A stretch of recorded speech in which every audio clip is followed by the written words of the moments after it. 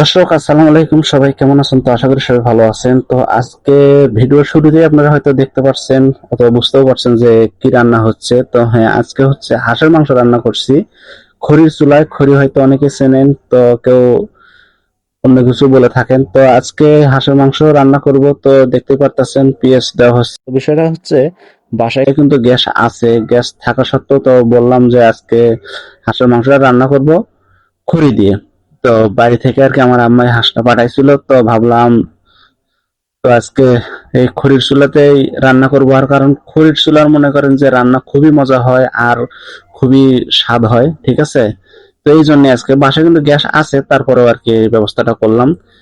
তো আপনাদের কাছে বিষয়টা কেমন লাগতেছে অবশ্যই কমেন্ট করে জানাবেন। তো যাই হোক, এই হচ্ছে মনে করেন রান্না করা শুরু হয়েছে। তো ভিডিওটি আপনারা যারা দেখছেন প্রথম থেকে শেষ পর্যন্ত দেখুন, দেখুন দেখবেন কত সুন্দর কালার আসে, ঠিক আছে। তো চলুন কথা না বলি, ভিডিওটা দেখতে থাকি।